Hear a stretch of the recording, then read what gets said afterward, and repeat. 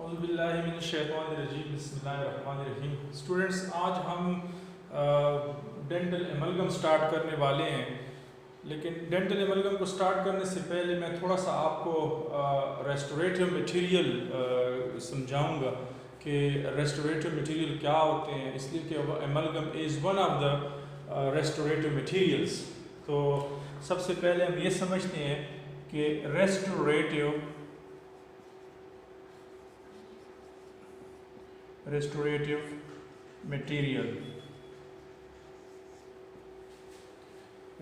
Materials क्या होते हैं।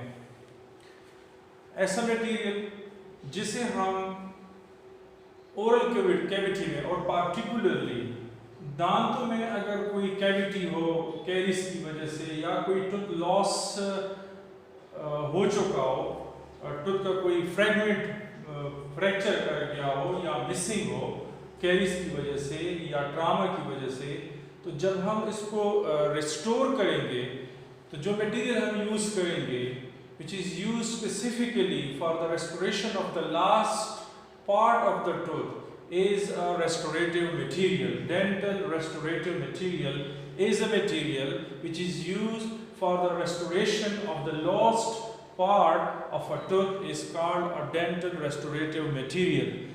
और इनकी पूरी लंबी लिस्ट है। इनमें अगर आप एग्जाम्पल्स अगर हम देखें तो इसकी बेस्ट एग्जाम्पल जो है वो एमलगम है। एमलगम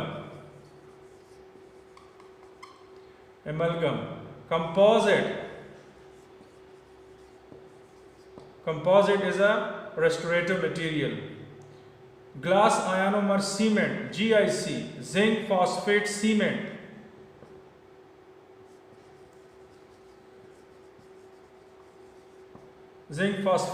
ये सारे मटेरियल, और इसके साथ कुछ और भी हैं, लेकिन जो समझने के हवाले से है, जो इस लेक्चर में मैं जो इस बात पे ज़्यादा जोर देना चाहता हूँ वो ये है कि ऐसा मटेरियल जिससे हम दांत का कोई लास्ट पार्ट रिप्लेस कर दें, बनाएं, उसको यूज़ करें, उसको बनाने में ऐसा मटेरियल रेस्टोरेटिव मटेरियल कहलाता है, जिसकी एग्जांपल जो है एमलगम भी हो सकती है, वो कंपोजिट भी हो सकती है।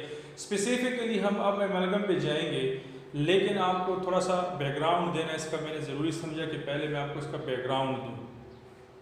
जो और रेस्टोरेटिव मटेरियल है जो कंपोजिट है, ग्लास आयनोमर सीमेंट है, जिंक फॉस्फेट है, जिंक ऑक्साइड यूजिनॉल है, ये हम बाद में पढ़ेंगे। आज हम अपने लेक्चर को सिर्फ जो है एमलगम तक महदूद रखेंगे, और एमलगम पे हम कुछ और भी लेक्चर्स बनाएंगे, लेकिन ये पहला इंट्रोडक्टरी लेक्चर है एमलगम पे। तो अगर हम ऐसे और मटेरियल हटा दें और सिर्फ एमलगम को रहने दें, तो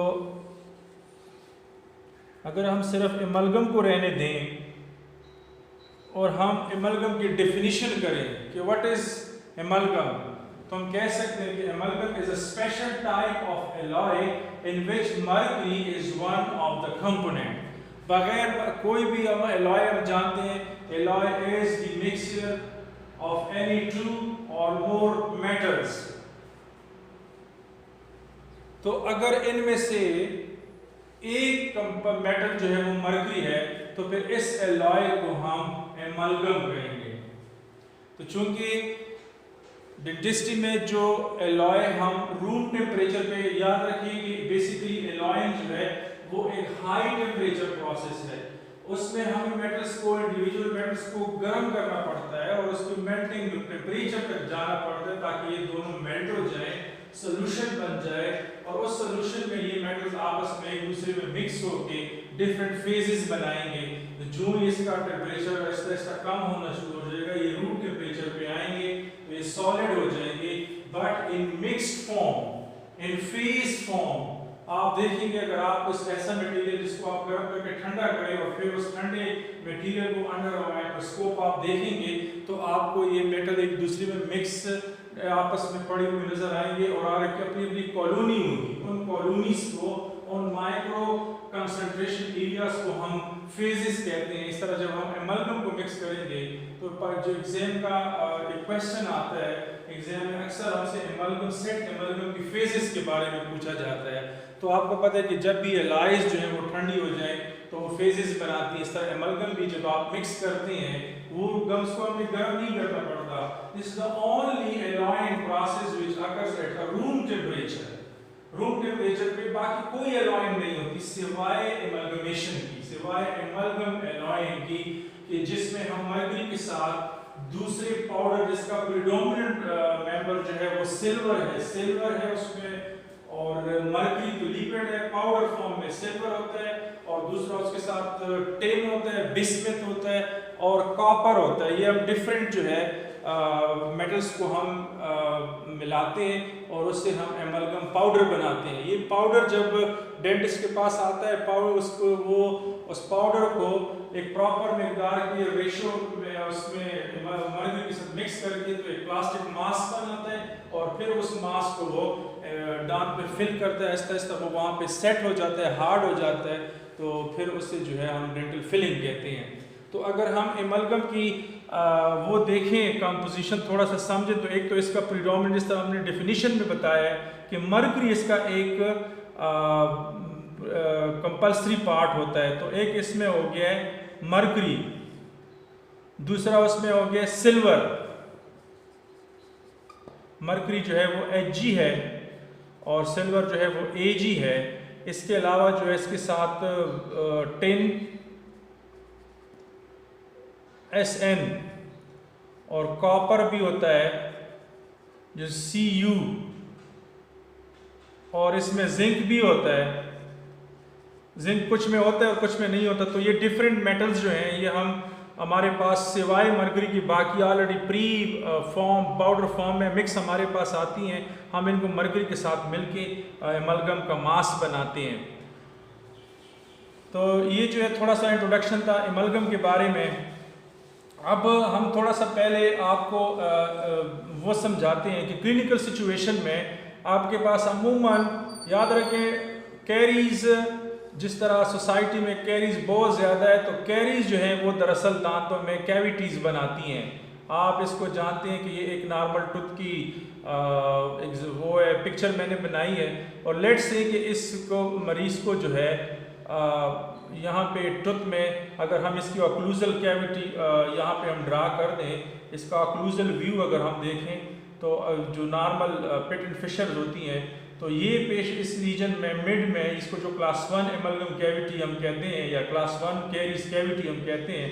तो यहाँ पे ऑल पेशेंट आपके पास एक कंप्लेंट में आता है कि डॉक्टर साहब मैं जब भी कुछ खा लेता हूँ तो मेरे दांत में जो है वो खुराक फंस के रह जाती है, फिर मुझे निकालनी पड़ती है।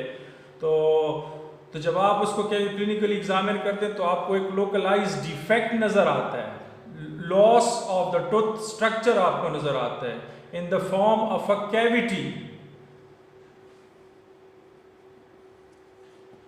जब आप उसको कैविटी को आप उसकी एक्सरे ले लेते हैं तो आपको पता चल जाता है कि कैविटी का जो ये बेस है, जो फ्लोर है कैविटी का और एमलगम के दरमियान, पल्प के दरमियान अच्छा खासा हेल्दी डेंटिन मौजूद है। इस हेल्दी डेंटिन को हम इफेक्टिव डेप्थ कहते हैं, इफेक्टिव डेप्थ। अगर ये मौजूद है तो आप बड़े आसानी से पेशेंट को थोड़ा सा, अगर इसको बड़ी इरिटेशन फील होती है तो आप इसको नम भी कर सकते हैं, इसको लोकल एनेस्थीसिया भी लगा सकते हैं, वरना बगैर एनेस्थीसिया की भी आप जो है इसको एक प्रॉपर शेप दें। अगर हम इस शेप को यहाँ पे वाज़े करें तो कोशिश हमारी ये होगी कि हमारी जो कैविटी है उसकी एंट्री जो है वो कम हो और इसका बेस जो है वो चौड़ा हो।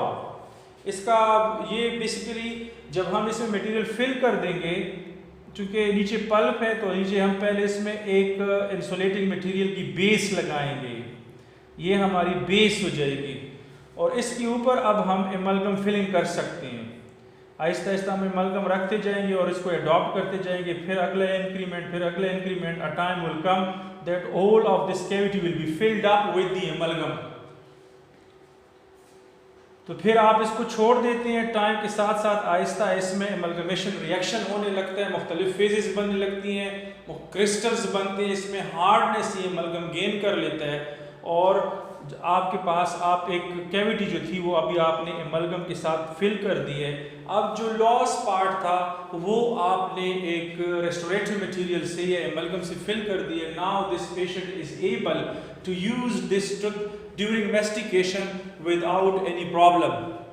तो ये जो है हमारे पास जब भी दांतों में डिफेक्ट आती हैं तो हमारी कोशिश होती है कि हम उसको उसी एक ही विजिट में तो फिल करके दें। ऐसा मटेरियल जब हम डायरेक्ट पेशेंट के मुंह में उससे क्लिनिकली काम कर सके, लैब इन्वॉल्व ना करना पड़े, ऐसे मटेरियल को हम जानते हैं कि ऐसे मटेरियल को हम डायरेक्ट रेस्टोरेटिव मटेरियल कहते हैं, which can be used on the patient directly.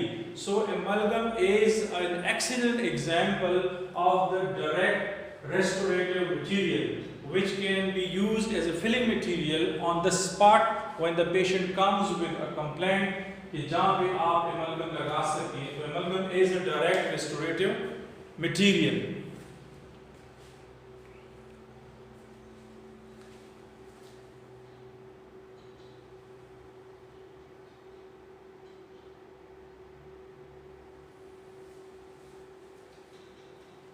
होता क्या है कि जब हम इस मटेरियल को मिक्स करते हैं मर्करी के साथ तो हमारे पास एक डव स्टेज का एक प्लास्टिक मास्क बन जाता है और आहिस्ता आहिस्ता हम उसे कैविटी में फिल कर लेते हैं।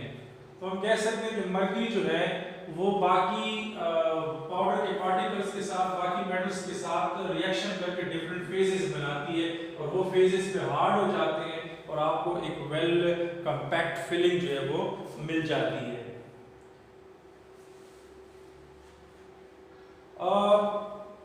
हम इसको कहाँ पे यूज कर सकते हैं? एमलगम की दो बुनियादी इंडिकेशंस हैं डेंटिस्ट्री में। एक, आप इसको as a filling material use कर सकते हैं।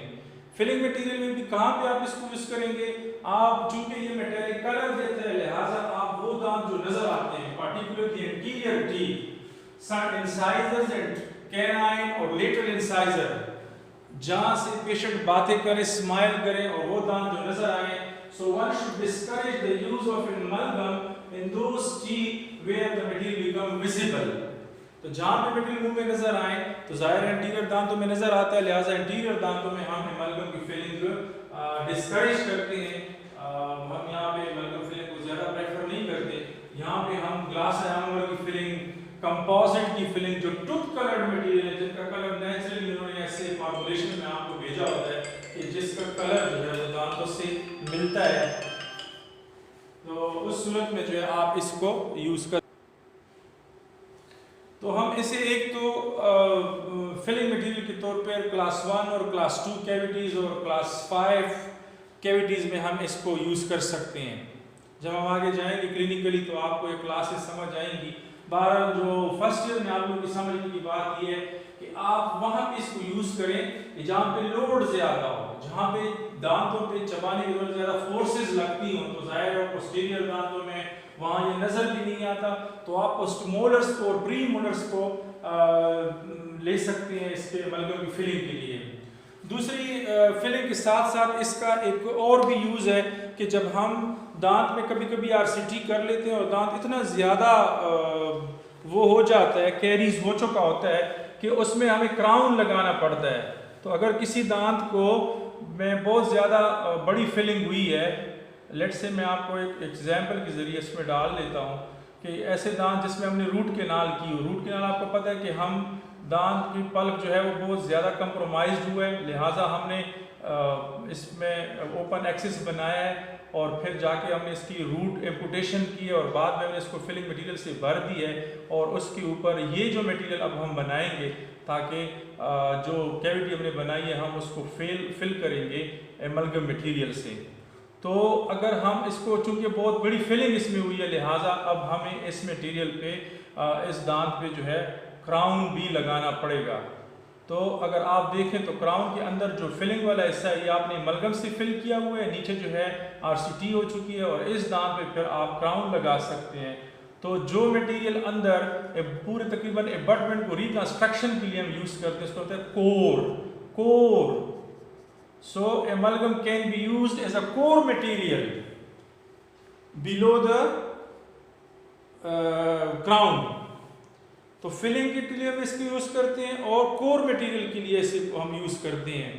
और तीसरा, कभी कभी हमारे पास इंटीरियर दांतों में ऐसी सिचुएशन आ जाती है कि इंटीरियर दांतों में आरसीटी जब फेल हो जाए, अगर हम इसको डायग्राम के ज़रिए वो करें, अगर आपने इस पेशेंट को आरसीटी करके दी है और बाद में कुछ अर्से बाद पेशेंट फिर इन्फेक्शन के साथ आया है, तो आप जब एक्सरे करते हैं तो आपको रूट के टिप पे एक वेल डिफाइंड पस लीजन या ग्रेनुलोमा नज़र आ जाता है। तो उस सूरत में फिर ये करते हैं कि हम पेशेंट को नशा दे के और वेस्टिब्यूल में जाके इसको हम अप्रोच करते हैं, हम इसको काट लेते हैं और पूरा ये नेक्रोटिक मटेरियल और साथ में दांत का जो एपेक्स है वो भी हम काट लेते हैं। और यहाँ पे हम चूँकि ऑलरेडी इस दांत में आरसीटी हो चुकी है, तो फिर यहाँ पे हम एक रिटेंटिव कैविटी बना लेते हैं और उस सर्जिकल एरिया जो हमने एक्सपोज की है उसको हम एमलगम से फिल कर लेते हैं और बाद में जो है हम इस पे म्यूकोजा को बराबर करके स्टिचेस दे के, तो ये ऐसा जो है दांत को इस तरह काटना जो है वो है apicectomy. Apicectomy the section of the apex of the tooth. तो वहाँ चूँकि ज़ाहिर है फिर ये खुला होता है, तो हम ऊपर से इसको कहते हैं retrograde filling. Retrograde filling, retrograde filling. So amalgam is used as a filling material for retrograde filling in the apicectomy procedure। तो ये तीन बड़े इंपॉर्टेंट इंडिकेशंस हैं, यूजेस हैं एमलगम की, कि पोस्टीरियर दांतों में हम एज ए फिलिंग मटेरियल इसको यूज कर सकते हैं और इसको as a core material use करते हैं। चूंकि इसकी स्ट्रेंथ बहुत ज्यादा है, खासकर कंप्रेसिव स्ट्रेंथ जो है इसकी बहुत ज्यादा है और चूंकि क्राउन के जरिए छुप जाएगा, लिहाजा is a best material to be used as a core material. और तीसरा इसका यूज जो है जब आप एपिसेक्टमी, जब आरसीटी फेल हो जाए या एल्वियोलर बोन में रूट के ऊपर जो है कोई इन्फेक्शन डेवलप हो जाए जिसको हम ग्रेनुलोमा कहते हैं, तो जब आप उस ग्रेनुलोमा को ट्रीट करते हैं तो हम पेशेंट की सर्जरी करते हैं, हम उस वूंड को ओपन कर देते हैं और उस ग्रेनुलेशन टिश्यू को भी हटा लेते हैं और साथ में टूथ का एपेक्स भी काट लेते हैं। तो जब टूथ का आप एपेक्स काट लें तो फिर जो है उसमें हम फिलिंग करते हैं रूट साइड की तरफ से। जो रूट साइड की तरफ से जो फिलिंग दांत में हम करते हैं इसको रेट्रोग्रेड फिलिंग कहते हैं। तो उसको जो बंद करते हैं उस जगह को हम डिफेक्ट को जब क्लोज करते हैं तो वो हम एमलगम के साथ करते होते हैं। तो ये तीन बुनियादी इंडिकेशन जो हैं ये हैं एमलगम की मटेरियल यूज करने की एज ए फिलिंग मटेरियल। हम कहाँ पे इसको यूज नहीं कर सकते, इसकी काउंटर इंडिकेशन क्या है, कौन सी ऐसी सिचुएशंस है क्लिनिक में जहां पे हम एमलगम को यूज नहीं कर सकते हैं। तो आप क्लास 3 कैविटीज में इसको यूज नहीं कर सकते जब दांतों के इंटीरियर दांतों के जब इंसाइडर एजेस डिस्ट्रॉय हो जाए। तो आपके लिए बेस्ट मटेरियल जो है वो कंपोजिट है। ये मटेरियल, इस मटेरियल से आप क्लास 3 की क्लास 4 कैविटीज को फिलअप नहीं कर सकते हैं और आप उधर उन जगहों पे उसको नहीं लगा सकते कि जहां पे फिर वो एमलगम मरीज के मुंह में नजर आ जाए। तो aesthetic is the main purpose कि अगर एस्थेटिक इन्वॉल्व हो और ये नजर आते हो तो फिर हम वहां पे इस मटेरियल को यूज नहीं कर सकते हैं। तो ये एक बड़ी मेन वो है कि एस्थेटिक जहां पे इन्वॉल्व हो तो हम एमलगम यूज नहीं कर सकते हैं और जहां पे हमें स्ट्रेंथ चाहिए पोस्टीरियर दांतों में, लॉन्ग लाइफ चाहिए, तो फिर वहां पे हम एमलगम को यूज करते हैं। होप अगले लेक्चर्स में जाके हम इसकी कंपोजिशन पे और क्लिनिकल कंसिडरेशन पे पूरे डिटेल से बात करेंगे। Thank you.